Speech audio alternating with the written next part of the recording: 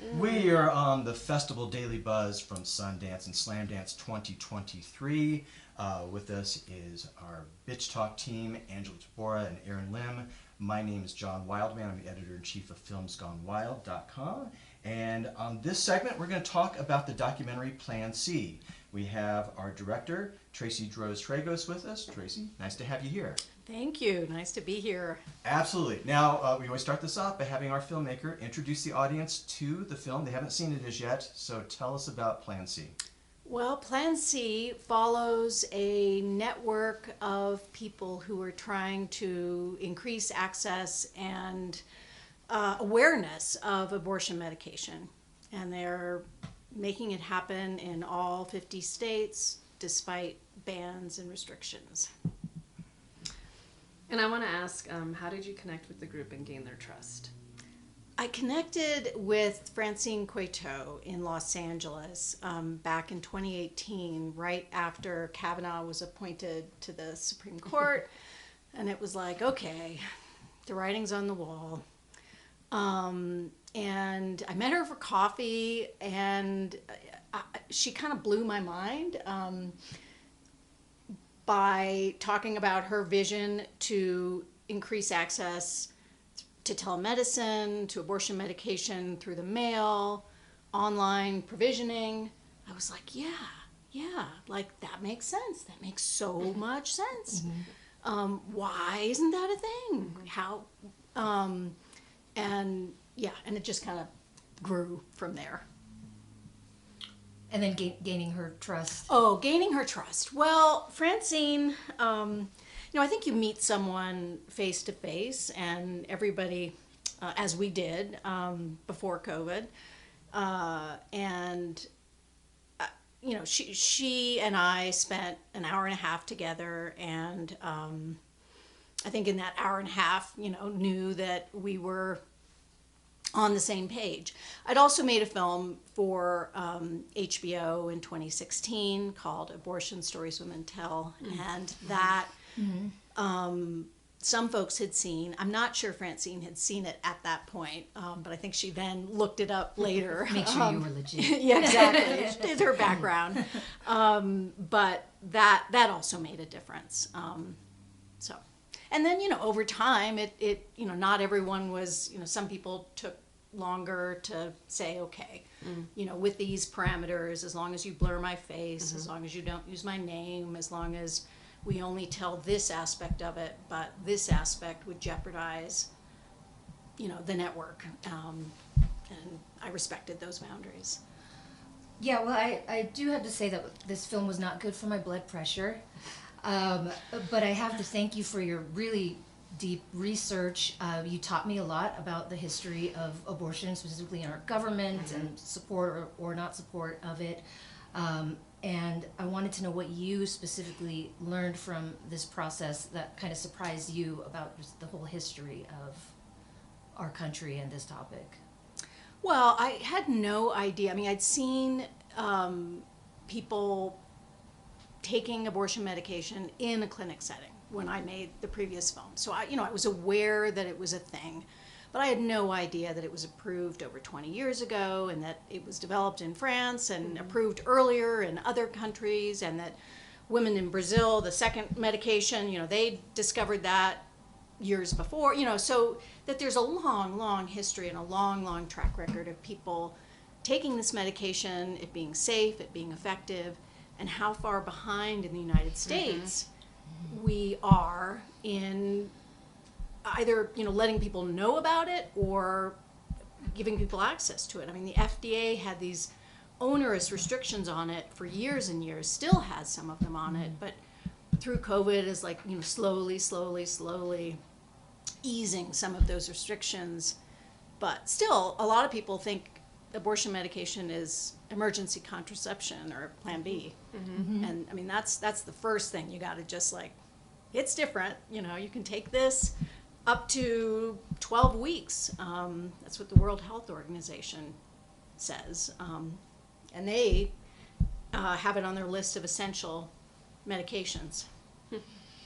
I mentioned before we started recording that I am from Dallas, Texas.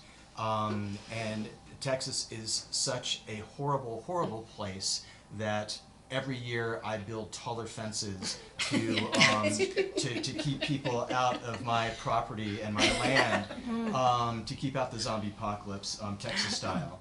And so watching the film, of course, I don't think I got so intensely into a film with talking about this subject maybe since After Tiller.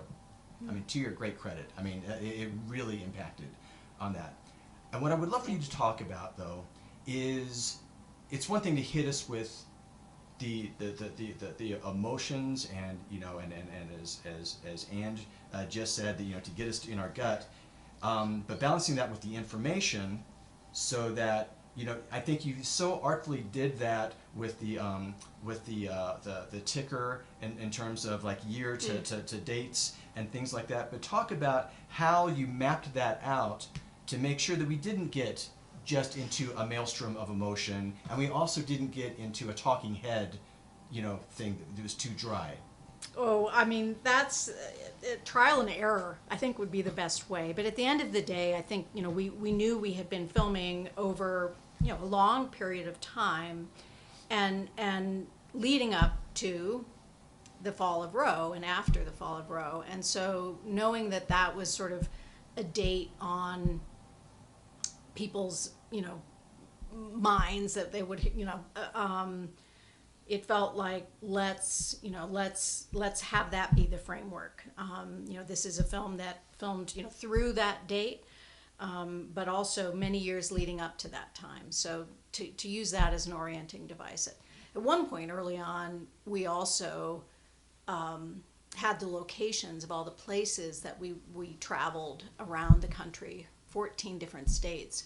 But we pulled back on that because we realized that's not information anybody needs to know. And in some cases, revealing where people were would jeopardize things. And so we did not, so we pulled back on that, made that decision, except, of course, for your home state of Texas. We kept that in there because that, is a pretty hard place with a lot of stuff coming down. And also the date of SB 8 passing was super significant, and then the date of the leak was super significant. So these are sort of tent poles that we wanted to have people track as things got more dire and more dire. The other thing I want to follow up really quickly on before Angela and Erin get out their next questions is protecting the people that are in the documentary, because it is so. I mean, again, I'm watching it and I'm fearful for them. Like I'm going,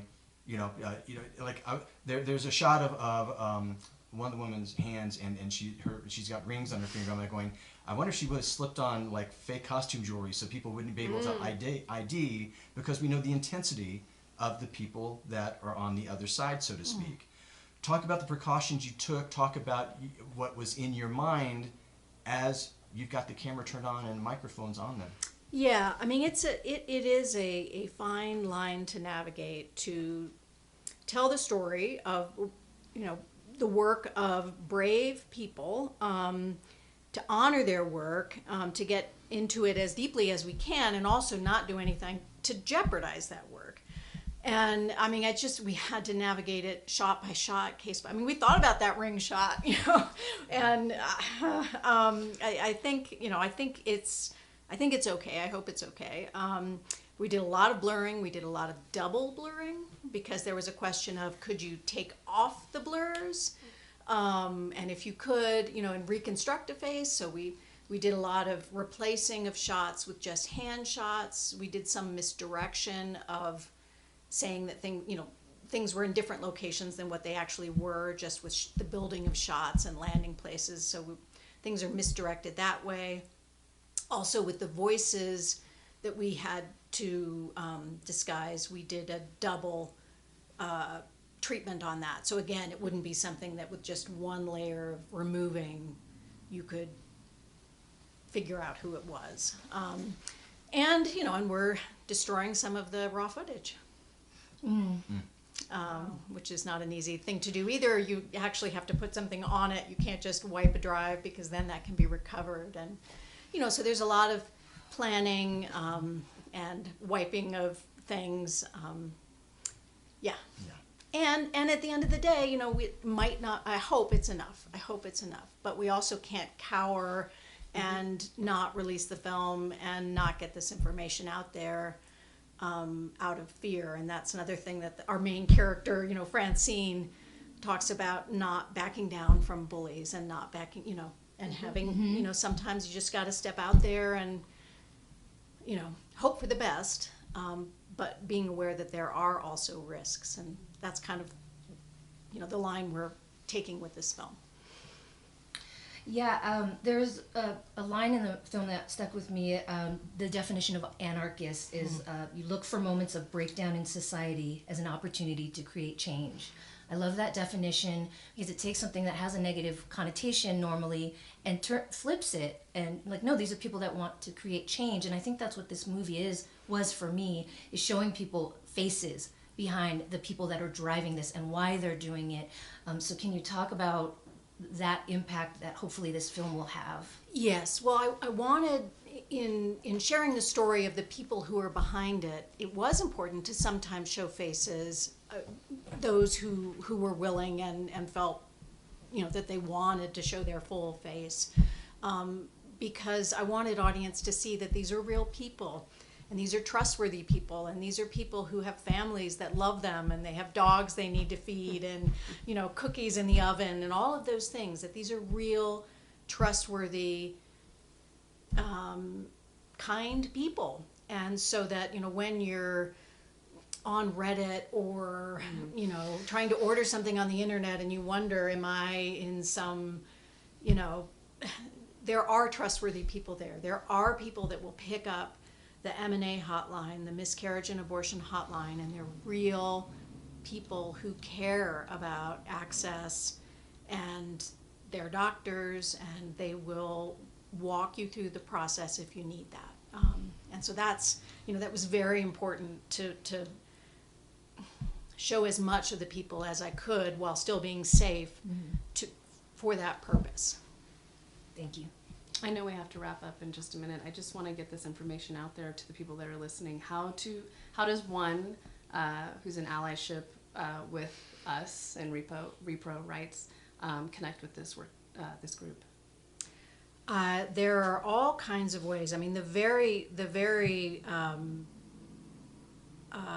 direct thing that one can do is order abortion medication, advanced provision, from aidaccess.org.